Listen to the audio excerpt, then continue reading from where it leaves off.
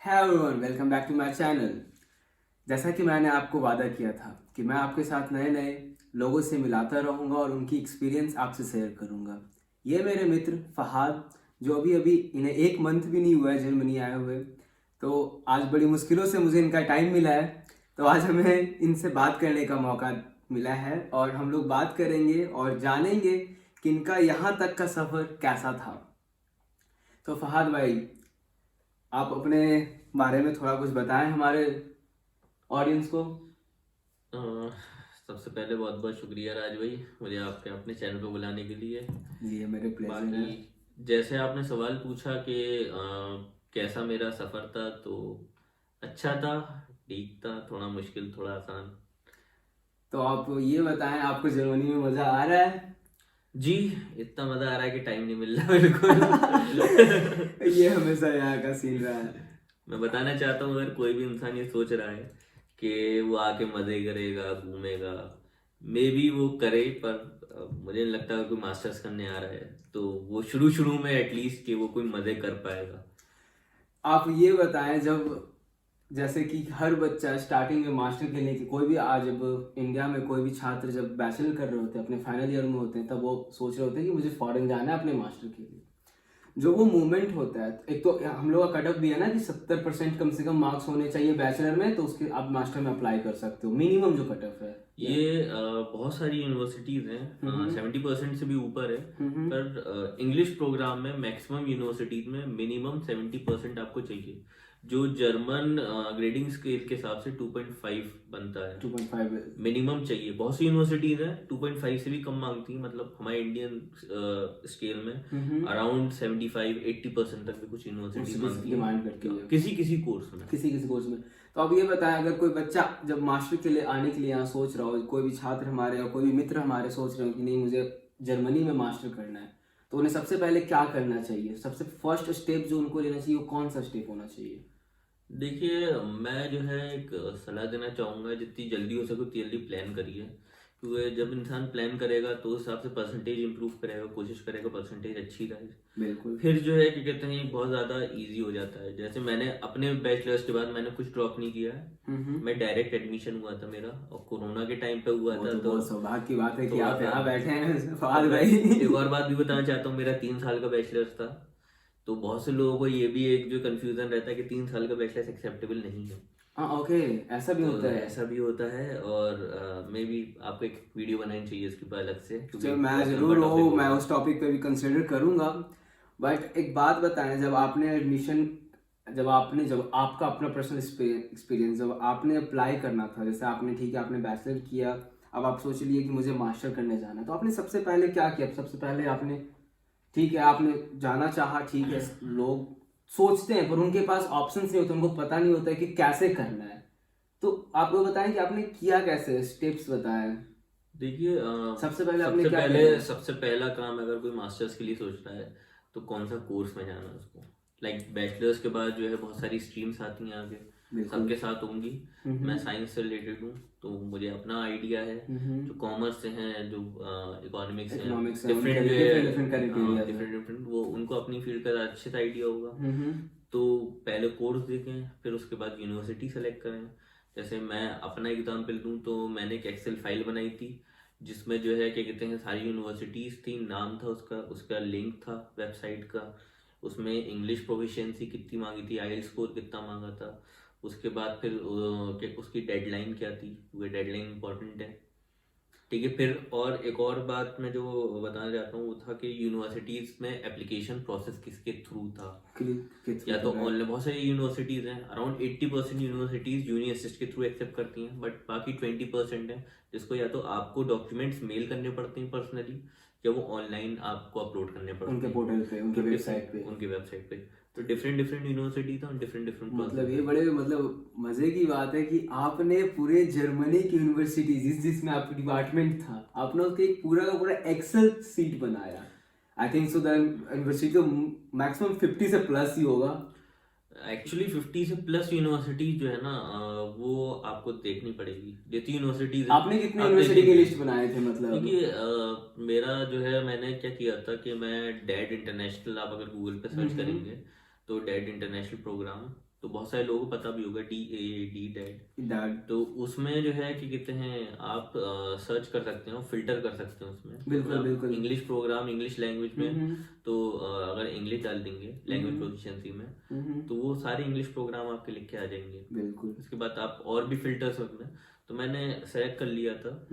तो उसके थ्रू जितने मुझे प्रोग्राम मिले थे, तो फिर बहुत से लोग शायद गलती करते हैं, मेरे साथ कुछ लड़कों ने करी थी, तो वो ये करते हैं कि उस पर सेटिस्फाई हो जाते हैं, हाँ भाई ये इंग्लिश में है। बट मेरी राय है कि आप उसमें जो है वेबसाइट के अंदर जाके उसको देखें, पर्सनल वेबसाइट पे, पर्सनल यूनिवर्सिटीज वेबसाइट पे के। जाके। हाँ, क्योंकि बहुत सी जगह ये भी होता है कि वो इंग्लिश में वो इंग्लिश प्रोग्राम में आपको पढ़ाएंगे, ओके। पर उसके बाद जो है वो एक प्रोफिशिएंसी जर्मन की भी मांगते हैं, डॉइच लैंग्वेज की भी मांगते हैं, जैसे B1 मांगते हैं, A2 मांगते हैं, बिल्कुल उससे ज़्यादा नहीं मांगते, नहीं, पर कोई उससे कोई ज़्यादा यूनिवर्सिटी नहीं। मांगती है। तो अब मेरे पास तो इतना टाइम था नहीं ना, मैंने सोच रखा था कि मुझे जर्मन लैंग्वेज लैंग्वेज सीखनी है, तो मैं इंग्लिश डॉट में ही जाना था। तो आपने इंग्लिश डॉट में अप्लाई किया इंग्लिश के थ्रू, एंड उसके बाद आपने सारा। एक बात बताएं, सबसे मुश्किल पार्ट क्या होता है जब कोई भी स्टूडेंट जब ये सोच रहा होता है कि मुझे, उसने कोर्स फाइंड कर लिया, उसके बाद सारे उसने एज डॉक्यूमेंट जो बताया उसने रेडी कर लिया, पासपोर्ट और जो इंश्योरेंस होते हैं, ब्लॉक अकाउंट होते हैं, उसने सारे रेडी करके रखा ये है। सब बात का काम होता है, ये सब बात का काम होता है। सबसे इंश्योरेंस, ब्लॉक अकाउंट, ये सब तो जब आपका एडमिशन हो जाएगा उसके बाद आपको करना पड़ता है। तो सबसे पर आपको उससे पहले ट्रांसक्रिप्ट जमा करनी पड़ती है, ट्रांसक्रिप्ट, बिल्कुल, लेटर ऑफ रिकमेंडेशन जमा करना पड़ता है प्रोफेसर से। ओके। उसके बाद सबसे इम्पोर्टेंट काम होता है मोटिवेशन लेटर लिखना। मोटिवेशन लेटर लिखना। और मैं पर्सनली सजेस्ट करूंगा कि एटलीस्ट इंसान को, कोई भी स्टूडेंट को अराउंड 15 से 20 दिन के करीब उसको तवज्जो देनी चाहिए। उसको जो है उसमें पढ़ना चाहिए बार बार।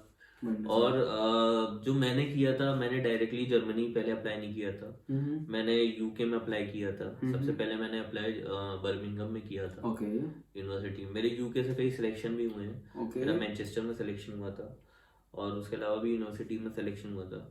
तो वो मुझे यूके जो है जाना नहीं था, पर क्योंकि वहाँ एप्लीकेशन फीस नहीं है, तो वो अगर मेरा सिलेक्शन हो रहा है तो मतलब मेरी सारी चीज़ें सही हैं, मेरा मोटिवेशन लेटर सही लिखा हुआ है, मेरे पास बाकी जो डॉक्यूमेंट्स हैं वो सही है। तो एक अपने आप को चेक करने के लिए मैंने वहाँ अप्लाई किया। आप कहना चाहते हैं कि जो मोटिवेशन लेटर था वो एक बहुत एक टफ पार्ट है लिखना।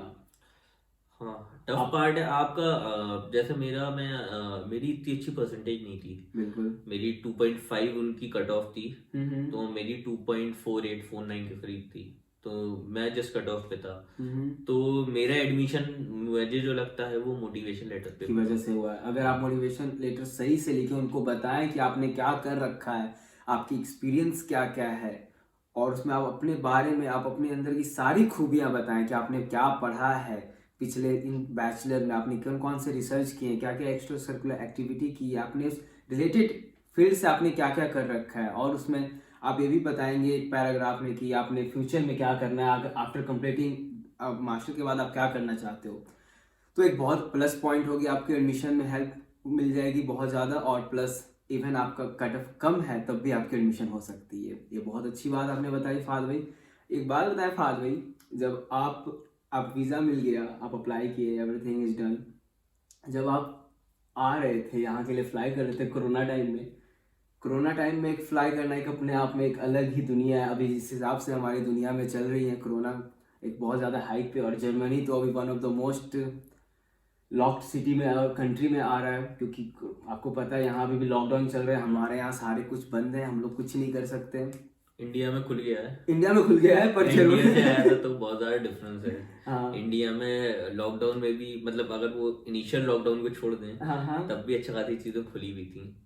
लॉकडाउन बट आप ऐसे देख रहे हो, जर्मनी में आप जिस दिन से आए आपको 20-25 दिन अभी हुए हैं, 25 दिन हो गए लगभग। तो आप 25 दिन में ये बताओ, यहाँ का लॉकडाउन जो था, तो मतलब मेरा क्वेश्चन ये था कि जब आपकी सफर हो रही थी, किसी टाइप का प्रॉब्लम आया, या आप नॉर्मली इजिली फ्लाई हुए, सब कुछ सेट था? मैं अगर सही से बताऊं तो लैंग्वेज बहुत ज़्यादा इम्पोर्टेंट है। तो ट्रैवल करते वक्त मतलब हाँ, आप जर्मनी में लैंड करने के बाद, ओके, ठीक है, तो लैंग्वेज बहुत ज़्यादा इम्पोर्टेंट है। मुझे फेस नहीं हुई क्योंकि मेरे दोस्त थे, राज है और भी बाकी मेरा और भी दोस्त हैं, तो वो जो है राज भाई जैसे पिकअप करने आ गए मुझे, तो उस वजह से मुझे इतनी दिक्कत नहीं हुई। पर बहुत से मेरे साथ के लड़के थे जो आए और उनको बहुत ज़्यादा दिक्कत हुई, क्योंकि सिर्फ और सिर्फ लैंग्वेज की वजह से। हाँ जाहिर सी बात है, आप एक दूसरी कंट्री में जा रहे हैं, आपको वहाँ आप क्या करेंगे, आपको लैंग्वेज नहीं जानते, आप किसी से हेल्प नहीं ले नहीं सकते, ले आप सकते, कोई बोर्ड नहीं पढ़ सकते, आप गूगल ट्रांसलेटर यूज़ करते हैं वो भी इतना एक्यूरेट नहीं है। नहीं बताता है। और कितना बार आप गूगल ट्रांसलेटर यूज ट्रांसलेट करो। करोगे, यस लाइक मतलब कि आप पागल हो जाओगे, हर वर्ड आप ट्रांसलेट नहीं कर सकते हो। जैसा कि मैंने आपको पहले भी अपने वीडियो में बताया कि without a German language it's really hard to survive here. और ये कोई मजाक नहीं है, इसको कोई मजाक मत लेना, क्योंकि जर्मनी में हर एक, आप रोड पे किसी से भी अगर आपको एक एड्रेस भी पूछना है तो आपको एक आना चाहिए जर्मन, बेसिक जर्मन इतना आना चाहिए कि आप पूछ सको कि मैं कहाँ हूँ, मुझे कहाँ जाना है, सुपरमार्केट्स कहाँ है, पुलिस स्टेशन कहाँ है, बेसिक नॉलेज आपको आना चाहिए। इवन अगर आप मास्टर के लिए आ रहे हो और इंडिया से अगर आपने कुछ नहीं सीखा है, तो मेरा भी पर्सनल रिकमेंडेशन है, क्योंकि मेरी एक्सपीरियंस और जो फहाद भाई ने को भी जो हम लोगों ने देखा इनकी खुद की एक्सपीरियंस, इनका भी यही रिकमेंडेशन है कि कम से कम थोड़ी बहुत जर्मन आप सीख के आए। और अगर आप नहीं आते हैं तो ऐसा करें, आप 4-5 महीने पहले आए, यहाँ पे स्कूल, आप लैंग्वेज स्कूल विजिट कर सकते हैं। प्राइस में मुझे नहीं लगता है कोई खास फर्क पड़ता है। आप इंडिया में गोए थे में भी 30-35 हज़ार रुपये देते हो मंथली, आप यहाँ भी जर्मन स्कूल्स, बहुत सारे लैंग्वेज स्कूल ऐसे हैं जो आपको 300 यूरो 350 यूरो में आपके एक लेवल करवाते हैं। और आप जर्मन जब जर्मनी से सीखते हो तो ऑफ कोर्स वो ज़्यादा बेटर है। बेटर क्यों है? क्योंकि आप यहाँ हमेशा 24 आवर आप उसके इन्वायरमेंट में रहते हो। और फहाद भाई और बताएं, फिर जो जर्मनी में आपने जब आप आए, सब कुछ हुआ, आपको जैसा फील हुआ कि लैंग्वेज बहुत हार्ड है, जब आपने घर लिया, आपको घर, आपको पता है क्योंकि कोई भी आता है बंदा घर जाता है, उसके बाद जर्मनी का आने के बाद एक प्रोसेस है कि विद इन 2 वीक आपको अपना रजिस्ट्रेशन करवाना है, आप जिस सिटी में हो, फिर आपको अपनी यूनिवर्सिटी में जाके सारे डॉक्यूमेंट्स लेने होते हैं, उसके बाद और भी कई ज़्यादा ब्लॉक अकाउंट के प्रोसेस होते हैं, फिर वीज़ा एक्सटेंशन के प्रोसेस होते हैं। इन सब में एक लैंग्वेज का क्या महत्वपूर्ण रोल प्ले करता है, आप क्या बताओगे? बहुत ज़्यादा होता है वो तो, जाहिर सी बात है, आप कहीं पे भी ऑफिस में जाएंगे, कोई आपसे इंग्लिश में जनरली बात नहीं करेगा, तो आपको इतनी लैंग्वेज आनी चाहिए कि आप उनको बता पाए कि आपको लैंग्वेज नहीं आती। एटलीस्ट A1 होना चाहिए, एटलीस्ट A1 होना चाहिए। A1 होना चाहिए, नहीं है तो फिर आपकी मजबूरी है, क्या करा जाए। तो उसके लिए हमारे राज भाई ने इनिशिएटिव लिया है, तो आप जो है मुझे उसका नाम ध्यान नहीं, क्या नाम? अच्छा, जो मैंने वेबसाइट बनाया, हाँ। ओके। एक्चुअली हम लोग का एक प्लान था छोटा सा, और प्लान में मैंने ये बनाया था कि मैंने www.germanadvisor.com का एक मैंने वेबसाइट बनाया है। ये वेबसाइट एक्चुअली सिर्फ अभी कोई बहुत बड़ा नहीं है, बट ये छोटा सा इनिशिएटिव है हमारी तरफ से।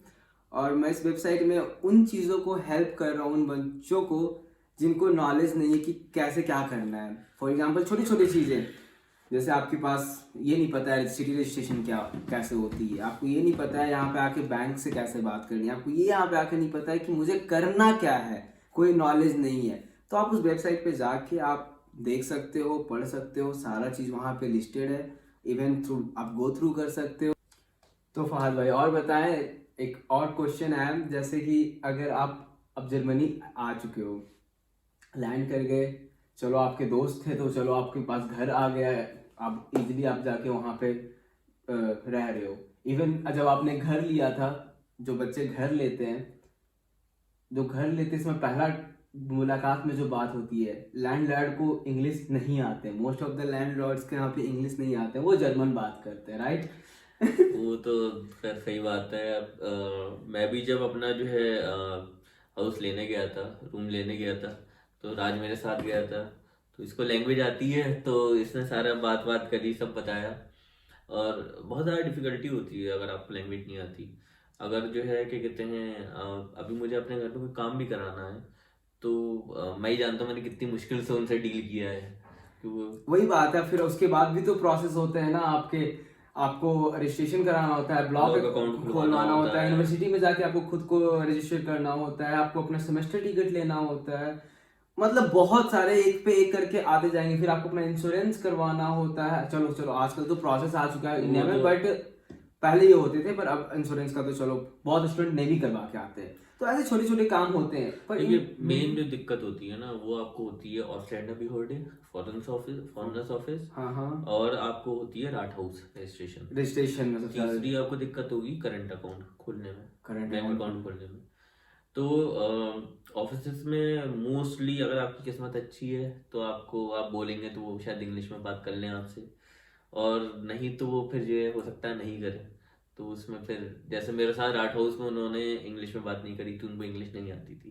उनको आती नहीं, वो आपको इग्नोर नहीं करते, उनको थोड़ा सा आती ही नहीं है, हाँ, दिक्कत उनको वो है। आती नहीं है। थोड़ा सा मुझे ये था कि मैंने जैसे बात कर ली थी तो मुझे पता था डॉक्यूमेंट्स क्या क्या चाहिए, तो उनके बोलने से पहले डॉक्यूमेंट्स रख दिए मैंने। तो पर प्रॉब्लम होती है।